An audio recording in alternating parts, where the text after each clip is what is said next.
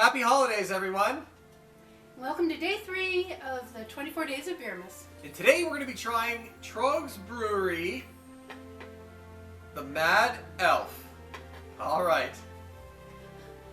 Let's drink. Thank you. So Trogues Brewery was founded in 1996. It's currently based in Hershey, Pennsylvania. Trogues probably best known for their Troganator Double Bock, but they also produce a variety of different beers. That's weird. What, Troganator Double Bock? Yeah, it just sounds weird. Well, it's very memorable because it's Yeah. Troganator Double Bock.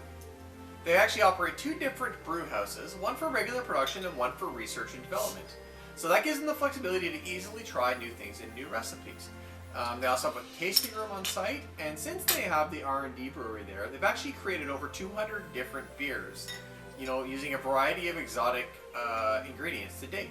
Interesting, this year they also partnered with the Giant Company and Caputo Brothers Creamery to produce a Mad Elf cheese as well. So we're looking for that. We haven't found it yet to try, but it'd be really interesting to try that cheese. Maybe we'll do it on a Cheese Please video. That'd be fun.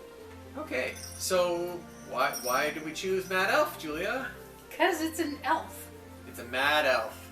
It's Santa's elves, and It's the elf on the shelf. There's various reasons. It's an elf, It's Christmas. It's our last few days of the 24 Days of Beermas, and it was fitting. yeah.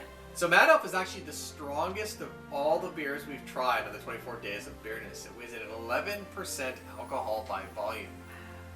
So Trogue describes it as a cheerful ruby red creation with flavors reminiscent of cherries, raw honey, and cocoa, I get the honey. complemented by traditional notes of cinnamon, clove, and allspice. I can definitely smell the honey. I smelled the cherries, interestingly enough. So they say they use chocolate Munich and Pilsner grains to make the malt, and a spicy Belgian yeast to brew this, along with Bing. How many types of cherries? 4 different types of cherries. Bing cherries, Lambert cherries, Van, and Royal Anne cherries in the brewing process. And I think that's why I like smell. I guess the honey too. You can smell the sweetness of the honey there, maybe. I think it mixes with cherries, like it's very similar sort of on the nose. So I'm gonna. I can smell the cherries. It's got a smell like almost like cough syrup. Yeah.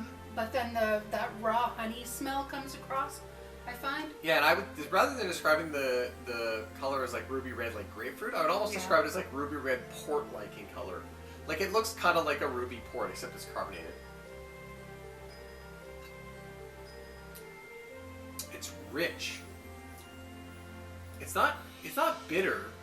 It's rich though. It's got an unusual. That's very unusual. Like a full mouth kind of feel. There's almost like a stickiness after you sip it. Must be all the honey. Like the flavor sticks to your mouth. And it's definitely not bitter. It's not bitterness. No, not it's at all. something else. Like the IBU is only 15, so Yeah. there's definitely something else Yeah. there.